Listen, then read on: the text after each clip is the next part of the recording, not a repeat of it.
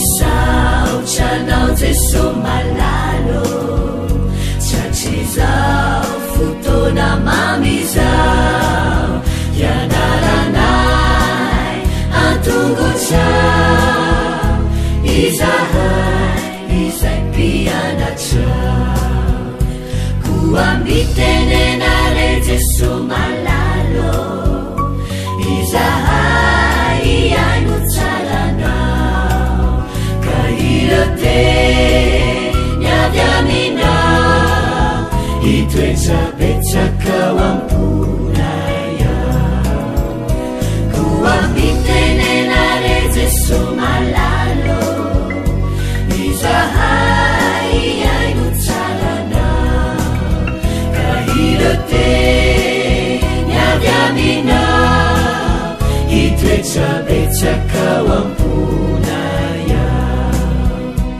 iroteny avy aminao itoetsapetsaka ao amponay ao.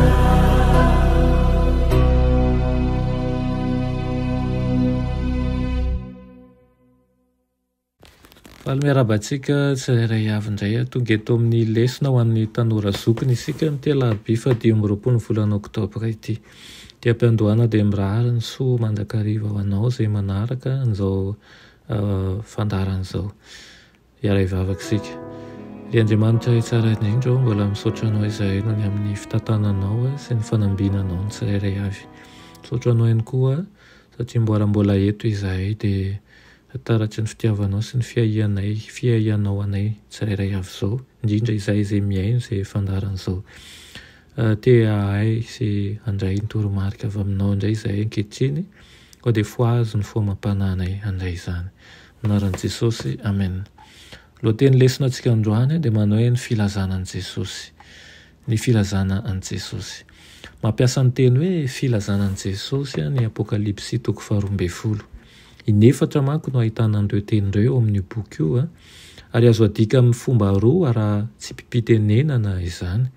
Azo adika hoe filazana momban'i Jesosy na koa hoe filazana avy amin'i Jesosy.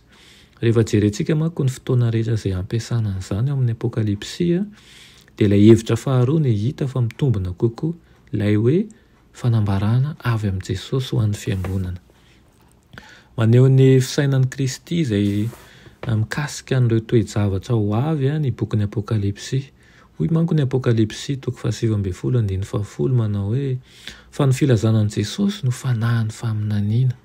Ny afa-paminaniana zany dia maneho amin'ny fiangonana sary mazava kokoa momba ny sain'i Jesosy sy ny fony ary ny jafy no aminy ho avy. Mahatonga an'ilay fitarikandro i Jesosy zany hiposaka ao am-pontsika ny fandinihana ny asa soratry ny mpaminany. Fanao be sy ny marina mandray an'ilay Jesosy izay torian'ny filazantsara kanefa manamaivana an'ilay Jesosy torian'ny Apokalipsy ihany koa. Jesosy anankiray ihany anefa nambaran'ireo. Ito amin'ny bokin'ny Apokalipsy amin'ny alalan'ny tandindona ara-paminaniana ny toetran'i Jesosy sy ny jafany ny amin'ny ho avy. Ny teny fikasana ao amin'ny Apokalipsy 12:17 ny amin'ny haveloman'ny filazanan'i Jesosy ao amin'ny fiangonana amin'ny andro farany dia manome toky antsika fa tsy hamela ny vahoakany ho ao amin'ny maizina izy.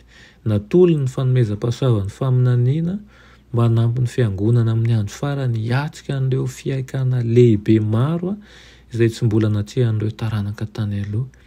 Tahaka ny sambo izay mpitarika aingam-pandeha izay afaka makeny amin'ny ranolalina raha hitsena ny sambo lehibe kokoa ary hitarika azy ho tojo-soa eny an-tseranana izay feno vatovato sy mampidoza no hanomezan'i Jesosy ny faminaniana mba hitarika ny sambo ara-panoharan'ny fiangonana ho tojo-soa eny amin'ny eny an-tseranana raha manaiky sy manakaiky ny fiavian'ny fanondroany.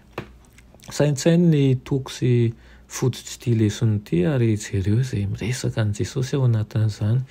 Asaiko ianao sy hamaky sy handinika manokana ny bokin'ny Apokalipsy 12 dia hita tokoa fa maro ny zavatra tiany lazaina mahakasika an'i Jesosy Ary eo koa ilay fanomezam-pahasoavany faminaniana izay tokony hanampy antsika izay fiangonana amin'ny andro farany mba ahafahantsika mijoro ao anatin'ireo fiankena lehibe izay miseho amin'izao andro farany izao.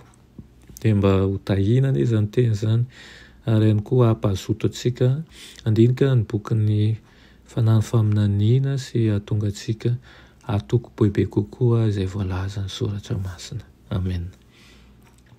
Raha inay malala tsara indrindra mbola misaotra anao ny amin'izany lesona nomenao anay io izany, dia misaotra anao ihany koa izay mitarika ny sainay indrindra andinika ny teninao. Fo azy ny fomapanahinay mba hibanjina anao mandrakariva ary hijery ihany koa ireo izay lahara-pahamehana ny amin'ny famonjena ny fanahinay. Ampianaro koa izahay mba mpianatra ny ankohonanay mba ho amin'ny famarinana, ho amin'ny lalana marina.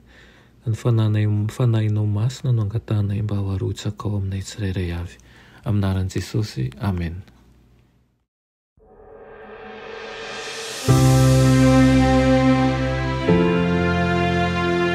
Mianatra eo an-tongotra Jesosy isan'andro.